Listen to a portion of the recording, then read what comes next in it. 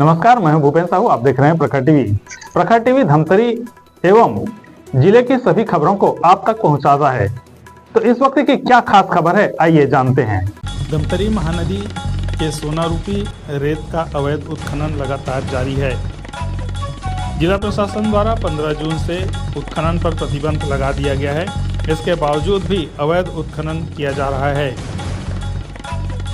यह पहले से ही आशंका जाहिर कर दी गई थी कि धमतरी रेत खदान में जिस प्रकार की स्थिति निर्मित होती है, कहीं यूपी बिहार जैसी स्थिति न बन जाए। आखिरकार वह हो ही गया।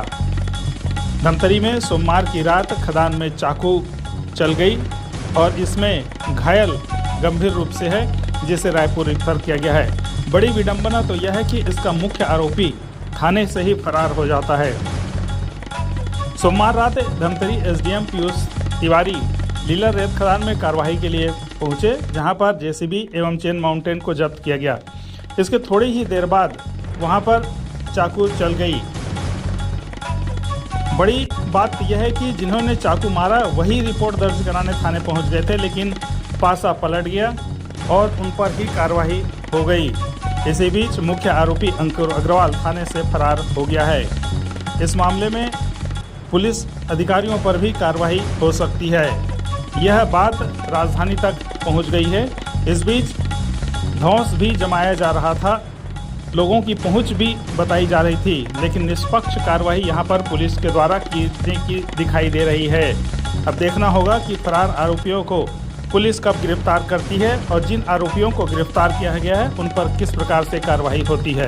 कल 16 जून को शिकायत मिली थी कि लीलर में अवैध माइनिंग चल रही है, और जिसके तारतम्य में मेरे नेतृत्व में और पुलिस और माइनिंग की टीम लीलर खदान गए थे और वहां पर हमें मौके पे परिवहन करते हुए 3 हाईवा मिली, जिसको तत्काल जब्त कर लिया गया। और खदान के अंदर जाने पर लीलर में अवैध रेत का भंडारण मिला और जिसको भी जब्त कर लिया। उसके अलावा लीलर में ही जेसीबी भी प्राप्त हुआ है और उसको भी जब्त कर लिया गया। उसके अलावा फिर भरारी में भी सूचना प्राप्त हुई।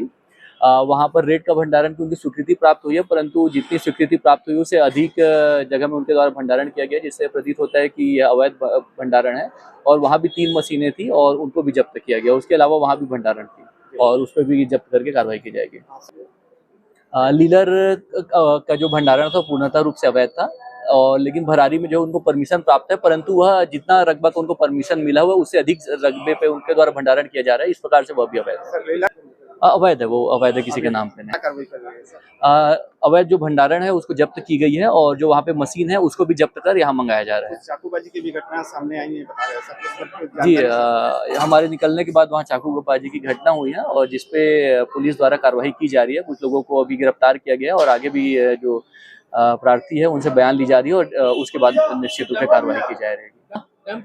नहीं, डंप एरिया में कोई उपलब्ध नहीं था, सब वहां से भाग गए थे जब हम गए थे, इस वजह से हिरासत में नहीं था। बिल्कुल आगे भी कार्रवाई जारी रहेगी। धन्यवाद सर। बीती रात भरारी और लीलर रेत खदान में कुछ लोगों द्वारा चाकूबाजी की घटना को अंजाम दिया और इस पर क्या कार्रवाई हुई, किस तरह? कल एसडीएम धमतरी के नेतृत्व में जिला प्रशासन की एक संयुक्त टीम बनी हुई थी, जिसमें लीलर खदान जो रेत खदान है उसमें कार्रवाई करने के लिए गए हुए थे। और लीलर खदान में कार्रवाई के पश्चात जब वो खदान से अगले खदान में कार्रवाई करने के लिए जा रहे थे, इसी दौरान पता चला कि एक जो ऑपरेटर है उसके साथ चाकूबाजी की घटना हो गई है, जिस पर थाना अर्जुनी में हमने अपराध पंजीबद्ध कर विवेचना में लिया है।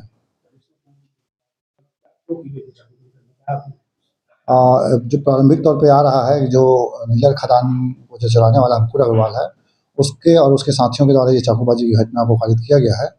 और कल इन लोगों का नाम आया था, जिसमें हमने 4 लोगों की गिरफ्तारी की थी, जिसमें से एक व्यक्ति भी फरार हो गया है। अंकुर अग्रवाल जो है वो थाने से फरार हो गया है, जिस पर हमने थाना प्रभारी और जो रात्रि दिवस अधिकारी थे उसको स्पष्टीकरण दिया हुआ है। इसको स्पष्टीकरण प्राप्त होने के बाद नियमानुसार उनके ऊपर भी कार्रवाई की जाएगी। जो लोग हैं वो क्या अंकुर अग्रवाल के गुर्गे हैं, किस तरह का काम करते हैं? जो प्रथम दृष्टि आ रहा है वो बाकी जो लड़के लोग हैं वो अंकुर अग्रवाल के लिए काम करते हैं, उसके गुर्गे के तौर पर। और जो हमने प्रार्थी से बात की है उसके अनुसार अंकुर अग्रवाल के द्वारा ही उसको रुकवाया गया था, और रुकवाने के बाद उसके जो साथी थे उनके द्वारा चाकूबाजी की गई। बाद में जब हमने उनसे पूछताछ की तो ये तथ्य सामने आया था। थाने में इन्हें अभिरक्षा में रखा गया था, भागने में सफल है। अब लापरवाही सामने? थाने में रात्रिकाल में एक दिवस अधिकारी होता है, एनओ होता है, रात्रिकालीन अधिकारी होता है। रात्रिकालीन अधिकारी की जिम्मेदारी तय की जाती है।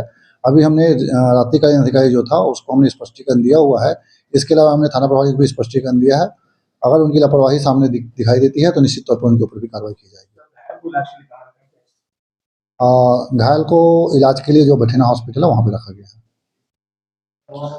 तो ये थी अब तक की खबरें।